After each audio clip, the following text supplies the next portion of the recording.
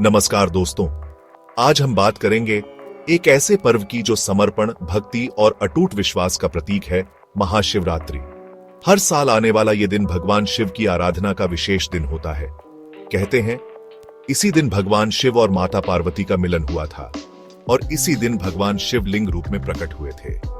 महाशिवरात्रि फाल्गुन मास की कृष्ण पक्ष की चतुर्दशी को मनाई जाती है। ये सिर्फ एक तिथि नहीं बल्कि एक अनमोल अवसर है जहां हम सब मिलकर भोलेनाथ की महिमा का गुणगान करते हैं। इस दिन भक्त उनकी कृपा पाने के लिए व्रत रखते हैं, रात भर जागरण करते हैं और शिवलिंग पर जल, दूध, बेलपत्र अर्पित करते हैं। तो आइए आज इस वीडियो में महाशिवरात्रि के महत्व को समझें, इससे जुड़ी कथाओं को जानें और भगवान शिव की असीम कृपा प्राप्त करने का प्रयास करें। मित्रों, महाशिवरात्रि के दिन को भगवान शिव और माता पार्वती के विवाह के रूप में भी मनाया जाता है। कहते हैं इसी दिन भगवान शिव ने माता पार्वती को अपनी अर्धांगिनी के रूप में स्वीकार किया था। इस दिव्य विवाह के साक्षी बने थे सारे देवी देवता, गंधर्व और किन्नर। इस विवाह का वर्णन हमें शिव पुराण में मिलता है। इस कथा के अनुसार माता पार्वती ने भगवान शिव को पति रूप में पाने के लिए कठोर तपस्या की थी। उनकी तपस्या से प्रसन्न होकर भगवान शिव ने उन्हें पत्नी रूप में स्वीकार किया। यह विवाह सिर्फ दो प्राणियों का मिलन नहीं था, बल्कि शक्ति और शिव, प्रकृति और पुरुष तथा प्रेम और त्याग का अद्भुत संगम था। इसीलिए यह दिन शिव पार्वती के मिलन का पावन पर्व माना जाता है। मित्रों, महाशिवरात्रि से जुड़ी एक और प्रसिद्ध कथा है जो हमें शिवलिंग के उद्भव के बारे में बताती है। कथा कुछ इस प्रकार है। एक बार ब्रह्मा जी और विष्णु जी में विवाद हो गया कि कौन श्रेष्ठ है। यह विवाद इतना बरछ गया कि सारे देवी देवता चिंतित हो गए। तभी उनके सामने एक तेजस्वी ज्योतिर्लिंग प्रकट हुआ जिसका कोई अंत नहीं दिख रहा था। ब्रह्मा जी और विष्णु जी ने इस ज्योतिर्लिंग का अंत खोजने का निश्चय किया। ब्रह्मा जी ऊपर की ओर गए और विष्णु जी नीचे की ओर। काफी समय तक खोजने के बाद भी जब उन्हें इस ज्योतिर्लिंग का अंत नहीं मिला तो वे वापस लौट आए।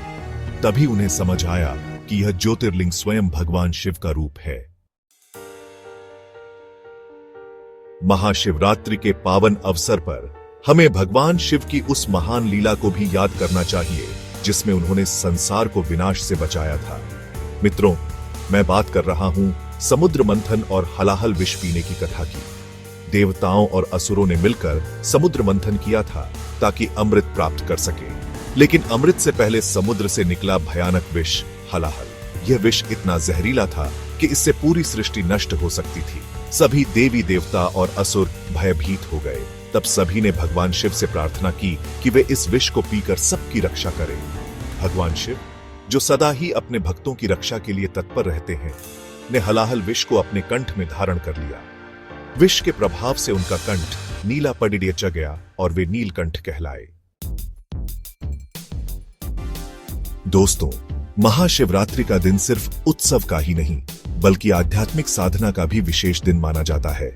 ऐसी मान्यता है कि इस दिन जो व्यक्ति सच्चे मन से भगवान शिव की आराधना करता है उसे मोक्ष की प्राप्ति होती है। इस दिन भक्त रात भर जागरण करते हैं, भगवान शिव के भजन गाते हैं और उनकी कथाएं सुनते हैं। कहा जाता है कि इस दिन की रात में की गई पूजा का फल हमें अन्य दिनों की तुलना में कई गुना अधिक मिलता है।